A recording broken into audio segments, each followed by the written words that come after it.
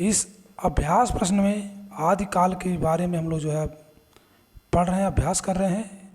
तो इस practice set 2 में आपका स्वागत है। तो आइए हम लोग इसको शुरू करते हैं। 51 का हो जाएगा, आदिकाल को बीजवपन काल किसने कहा है। आदिकाल को बीजवपन काल किसने कहा है। तो इसका हो जाएगा बी, महावीर प्रसाद द्विवेदी। उसके बाद 52 देखते हैं हम लोग, आदिकालीन साहित्य का प्रमुख रस है। तो आदिकालीन साहित्य का प्रमुख रस क्या है। तो 52 का हो जाएगा वीर रस। 53 देखते हैं, आचार्य रामचंद्र शुक्ल ने आदिकाल के तृतीय प्रकरण में किसका विवेचन किया है। आप लोग सोचिए मन में, फिर मैं इसको सही कर रहा हूं।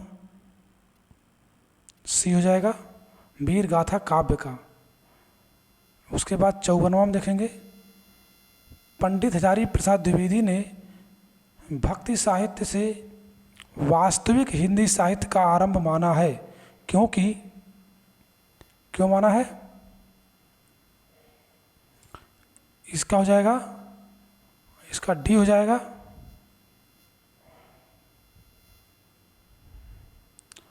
उसके बाद हम देखेंगे अगला 55, हिंदी का सबसे प्राचीन छंद है। तो क्या है, ये हो जाएगा दोहा। उसके बाद हम देखेंगे 56वां को, आदिकालीन साहित्य के संबंध में कौन सा कथन सत्य है। 56 हो जाएगा सी।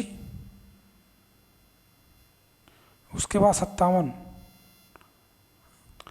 अपभ्रंश में पुरानी हिंदी मानते हुए, अपभ्रंश को पुरानी हिंदी मानते हुए हिंदी साहित्य का आरंभ 7वीं 8वीं शताब्दी किसने माना है। तो हो जाएगा इसका बी, चंद्र शर्मा गुलेरी। उसके बाद 58वां, आचार्य शुक्ल ने आदिकालीन कृतियों पर विचार करते हुए कितने ग्रंथों को प्रमाणिक माना है। 58 का कौन सा हो जाएगा, इसका हो जाएगा डी, 12। अब 59 पे आते हैं हम लोग, आचार्य रामचंद्र शुक्ल ने आरंभिक काल के किन 12 ग्रंथों को प्रमाणिक माना है, उनमें से किन ग्रंथों का मूल रूप सुरक्षित नहीं है। इसका हो जाएगा ए, परमाल रासो पृथ्वीराज रासो, परमाल रासो पृथ्वीराज रासो।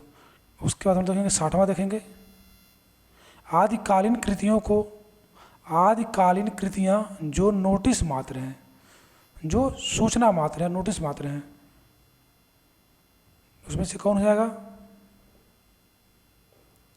हो जाएगा बी, जय मयंक जसचंद्र का कीर्ति पताका। 61, 61वां देखेंगे हम लोग, आचार्य रामचंद्र शुक्ल ने आदिकाल के द्वितीय प्रकरण को कहा है। तो क्या कहा है इन्होंने, सी, अपभ्रंश काव्य।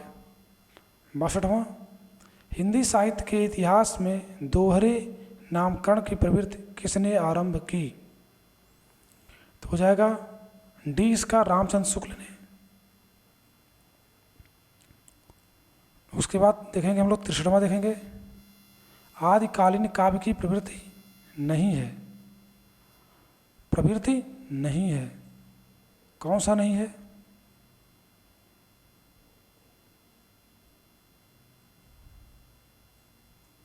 इसका हो जाएगा सी, प्राचीन खड़ी बोली का प्रयोग। 64वां, आदिकालीन काव्य में किस प्रवृत्ति का अभाव है। आदिकालीन काव्य में किस प्रवृत्ति का अभाव है। तो इसका कौन सा हो जाएगा, इसका हो जाएगा डी, राष्ट्रीय चेतना का। 65वां, इसमें हिंदी साहित्य का इतिहास किसने नहीं लिखा है, किसने नहीं लिखा है।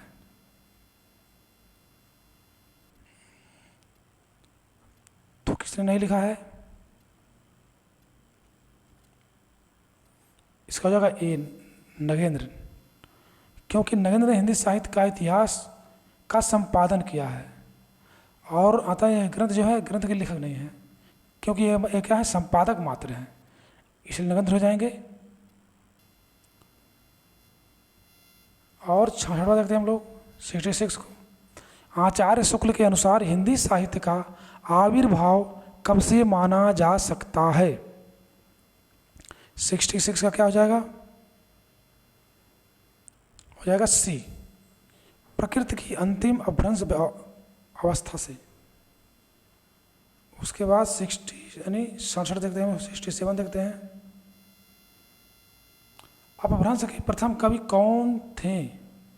अपभ्रंश के प्रथम कवि कौन थे? तो कौन थे? स्वयंभू हो जाएगा इसका। 68 आचार्य शुक्ल ने किस साहित्य को अब सांप्रदायिक शिक्षा मात्र कहकर वीर गाथा काल में सम्मिलित नहीं किया था, किंतु हजारी प्रसाद द्विवेदी ने उसे आदि काल में स्वीकार किया? तो इसका कौन सा हो जाएगा? इसका उपयुक्त सभी यानी सबको हो जाएगा। 69 यानी 69 जो है, सिद्ध साहित्य से तात्पर्य है, सिद्ध साहित्य से क्या तात्पर्य है? देखिए, आप लोग पढ़ लीजिए इसको, फिर बताइए उत्तर। हो जाएगा डी, वज्रयान परंपरा के सिद्ध आचार्यों द्वारा रचित साहित्य। अब हम लोग 70 देखेंगे। आदिकालीन काव्यधारा में उपलब्ध नहीं है। आदिकालीन काव्यधारा में उपलब्ध नहीं है। क्या उपलब्ध नहीं है? हो जाएगा सी, सिख साहित्य। उसके बाद 71वां देखेंगे हम लोग, संधा भाषा का अर्थ है।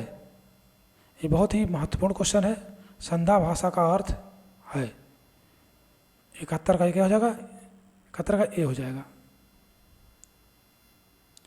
अगला देखते हैं हम लोग,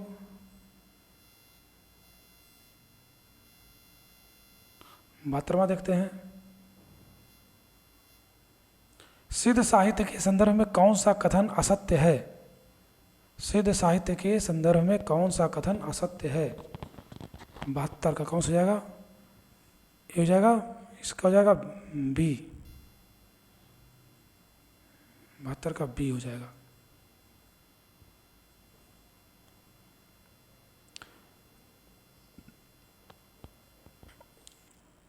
उसके बाद जो है, सॉरी हमने ध्यान नहीं दिया, इसमें चुनना था कौन सा कथन असत्य है। तो असत्य हो जाएगा बी ही असत्य हो जाएगा, क्योंकि जो है सिद्धों की भाषा संधा है, पिंगल नहीं है। अतः लग जाएगा ये बी वाला गलत हो जाएगा, यानी भी उत्तर बी ही होगा। अब 73वां देखते हैं, 84 सिद्धों में प्रथम सिद्ध कौन है? 84 सिद्धों में प्रथम सिद्ध कौन है? 73 का कौन सा हो जाएगा? सी हो जाएगा, सरहपा। 74, राहुल सांकृत्यायन ने हिंदी का प्रथम कवि किसे माना है? राहुल सांकृत्यायन ने हिंदी का प्रथम कवि किसे माना है? तो इसका भी उत्तर हो जाएगा सरहपा को। अब देखते हैं हम लोग 75वां देखते हैं, अधिकांश साहित्य इतिहासकारों के अनुसार हिंदी का प्रथम कवि कौन है? तो यहां भी उत्तर हो जाएगा सरहपा। अब देखेंगे 76वां हम लोग,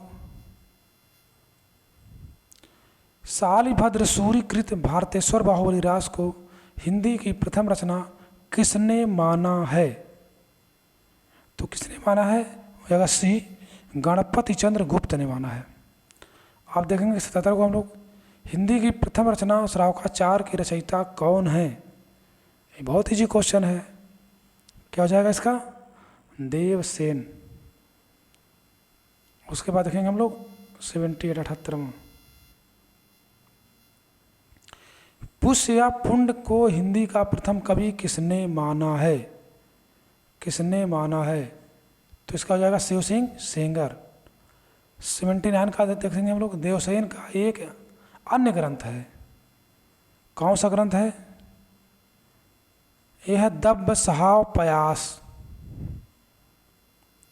अगला देखेंगे 80, चर्या पद के रचयिता हैं, कौन है?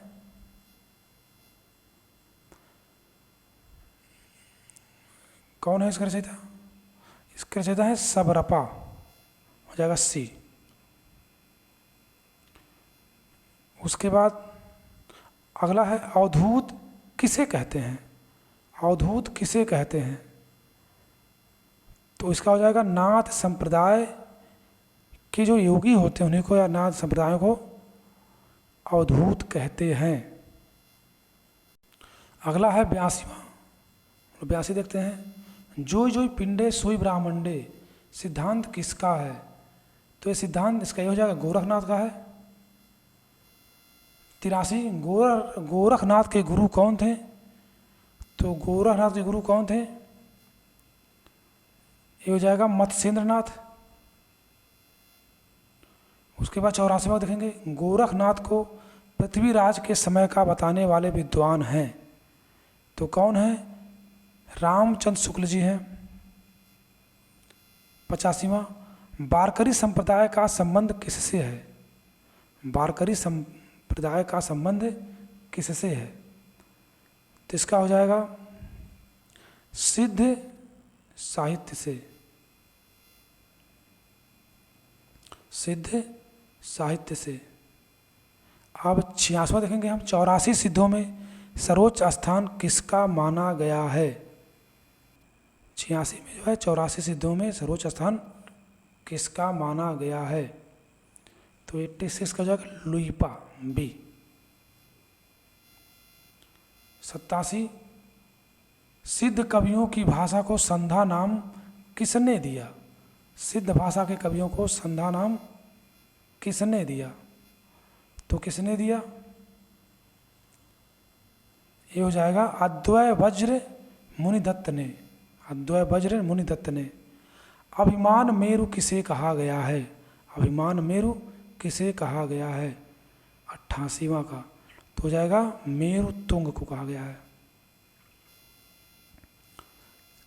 89 है, प्रथम जैन कवि कौन है? प्रथम जैन कवि कौन है? तो हो जाएगा ए देवसेन। 90, प्रबंध चिंतामणि के रचयिता कौन है? प्रबंध चिंतामणि के रचयिता मेरुतुंग हैं। कुमार पाल प्रतिबोध के रचयिता हैं, कुमार पाल प्रतिबोध के रचयिता कौन हैं? तो हो जाएगा सी सोमप्रभु सूरी। 92 का देखते हैं हम लोग, अपभ्रंश में दोहा काव्य का आरंभ माना जाता है, कब से माना जाता है? 92 का हो जाएगा, कौन सा हो जाएगा? ये हो जाएगा जो हिंदू कृत परमात्मा प्रकाश तथा योग सार से। अब देखेंगे 93, रेवंत गिरि रास के रचयिता हैं। रेवंत गिरि रास के रचयिता कौन है? विजय सेन सूर्य, डी हो जाएगा आपका। 94 देखते हैं, अपभ्रंश के भाषिक और व्याकरणिक रूप का स्पष्ट और सुव्यवस्थित विवेचन किसने किया है? किसने किया है? 94 का कौन सा हो जाएगा? हेमचंद्र ने किया है, व्याकरणाचार्य हेमचंद्र ने। 95 देखते हैं, सिद्ध हेमचंद्र शब्दानुशासन के रचयिता कौन है? सिद्ध हेमचंद्र शब्दानुशासन के रचयिता कौन है? तो इसका नाम ही हेमचंद्र है, तो इसके हेमचंद्र ही हैं। 96, आसुग कवि की रचना है, कौन सी रचना है इसकी? चंद्रबाला रास। 97, नायिकाओं का नक्श एक वर्णन मिलता है, कहाँ मिलता है? 97 हो जाएगा रोड़ाकृत राउर वेल में, रोड़ाकृत राउर वेल में, डी हो जाएगा। 98, डिंगल का सबसे पहले प्रयोग मिलता है, डिंगल का सबसे पहले प्रयोग कहाँ मिलता है? तो 98 का हो जाएगा ए राजा बांकीदास कृत कुकवि बत्तीसी में, कुकवि बत्तीसी में। 99, सिद्ध सेन कृत विलासवयी कहा किस कोटि का काव्य है? तो किस कोटि का काव्य है? हो जाएगा सी, प्रेम कथा काव्य है। ये जो है प्रेम कथा काव्य है। अब हम देखेंगे 100 क्वेश्चन 100वां। रोमांटिक महाकाव्य है, रोमांटिक महाकाव्य है, कौन सा इसमें से है? तो जाएगा धनपाल कृत भविष्यत कहा। ये जो है रोमांटिक महाकाव्य है। तो दोस्तों अगर वीडियो अच्छा लगा हो तो सब्सक्राइब करें, लाइक करें। फिर अगला सीरीज हम लेकर आ रहे हैं। धन्यवाद।